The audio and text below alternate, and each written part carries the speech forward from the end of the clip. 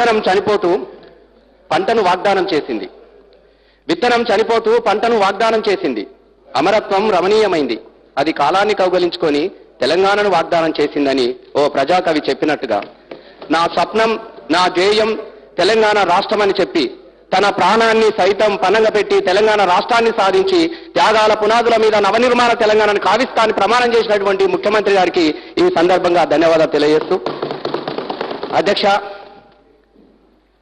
ఒక రకంగా చెప్పాలంటే గుండెల నిండా కన్నీళ్లు ఉప్పొంగుతున్నాయి. అధ్యక్ష, ఏ ఆశయాల సాధన కోసమైతే వేలాది మంది బిడ్డలు, అధ్యక్ష, నాకు మొదటిసారి ఇక్కడ పాట పాడొచ్చో పాడొద్దో నాకు తెలియదు అధ్యక్ష, కానీ బిడ్డలు మోసిన వాడిని, ఆ శవాల మీద కైగట్టి పాటలు పాడిన వాడిని ఓ ప్రమాణం చేసి వచ్చిన అధ్యక్ష.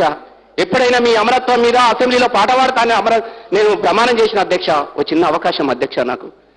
నిప్పుల్ని నీళ్ళలా తాగినళ్ళు, మంట నుండి కలుముకున్న వాళ్ళు, నూనూగు మీసాల పోరగళ్ళు, తెలంగాణకై ఒరిగినోళ్ళు ఒక్కరా ఇద్దరా విద్యార్థి వీరులు, నేడు తెలంగాణ పోరులో నెలరాలిన తారలు. ఆ తారల అమరత్వాన్ని గౌరవించాలని ఇవల్ల ఆ సందర్భాన్ని గుర్తు చేసుకోవాల్సినటువంటి అవసరం వచ్చింది కాబట్టి ఆ ప్రస్తావనని తీసుకొస్తున్నా అధ్యక్ష.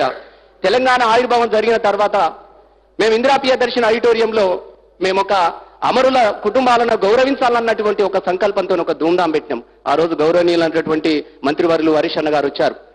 అయితే ఆ రోజు అధ్యక్ష చాలా మంది టీవీలలో చూసిరు, చాలా మంది అమరుల పిల్లలు తల్లిదండ్రులు వచ్చిరు. స్టేజ్ నుంచి పిలిచిన తర్వాత అధ్యక్ష వాళ్ళకి ఎంత నమ్మకం అంటే తెలంగాణ గవర్నమెంట్ మీద, తెలంగాణ రాష్ట్రం మీద.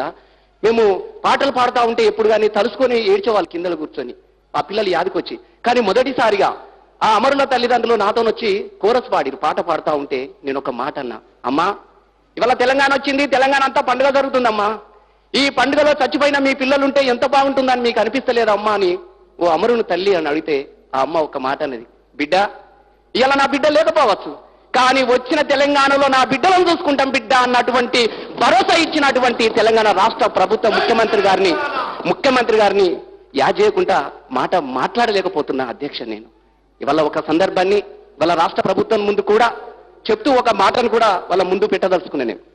ఎందుకంటే అధ్యక్ష, ఏ అమరుడు కూడా చనిపోతూ ఏ వర్ణ వాంగ్మూలాలో కూడా నా తెలంగాణ నాకు కావాలని రాసింది తప్ప నా కొలువు కావాలి, నా అన్నకి ఇది ఇవ్వాలని ఎవరూ వాళ్ళే. ఇవి రాజకీయాలు కాదు. ఇవాళ వాళ్ళ ఆశయాలు ఏ తెలంగాణ కోసమైతే తన ప్రాణాలను పనంగా పెట్టారో వాళ్ళ ఆశయాలు సాధించినప్పుడు వాళ్ళ కుటుంబాలను గౌరవించినట్టుగానే మేము ఇవాళ భావించుకుంటున్నటువంటి సందర్భాన్ని కూడా ఈ సందర్భంగా మీ ద్వారా గుర్తు చేస్తున్నా అధ్యక్ష.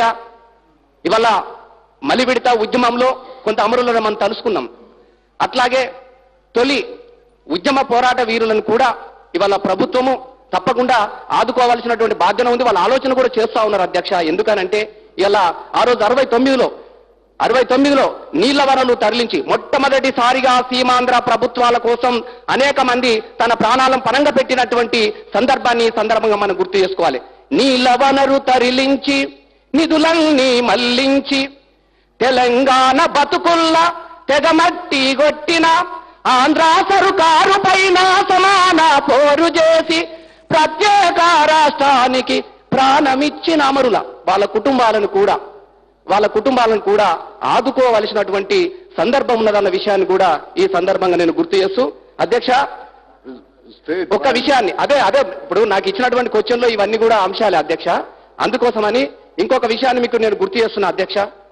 ఇవాళ రాజకీయాలు మాట్లాడడం అని కాదు, ఇలా ఆ విషయాన్ని మేము పోదలుచుకోలేదు.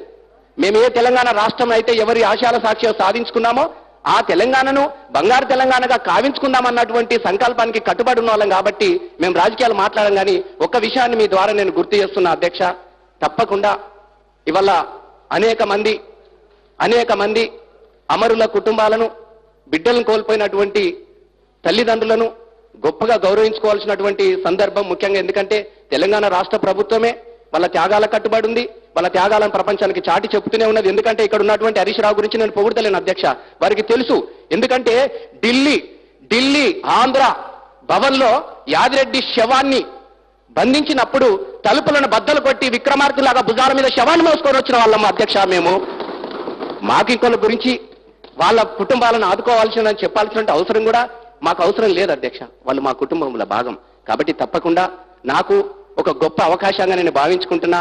ఏ పాటగానిగా ఈ అసెంబ్లీకి వచ్చిన కాబట్టి అధ్యక్ష, పాటల కష్టాల మీద కన్నీళ్ల మీద పాటలు కైగొట్టుకు పాడుకున్నాను కాబట్టి ఆ అమరులను స్మరించుకుని ఇంత గొప్ప అవకాశం నాకు ఈ అసెంబ్లీలో దొరకడం అదృష్టంగా భావిస్తూ ఒకసారి అధ్యక్ష అందరం కూడా, ఎందుకు అందరం కూడా వాళ్ళని తలుచుకోవాల్సిన అవసరం ఉన్నది కాబట్టి అందరం ఒకసారి గొంతెత్తి అధ్యక్ష, కనుచూపు దారుల్లో కన్నీటి పాటల్లో ఎన్నేలా దీపాల కెలుగులైనోళ్లకు ఏటి పాయల నీటి ఊటల జోహారు, గట్ల మీద గడ్డి చిలుకల జోహారు, చిలుకల జోహారు, వరి మొలకల జోహార్, జోహారులు జోహారులు, అమరులకు జోహార్, వీరులకు జోహార్, అమరులకు జోహార్, వీరులకు జోహార్, జోహార్ తెలంగాణ మన వీరులకు. ధర్మారెడ్డి గారు.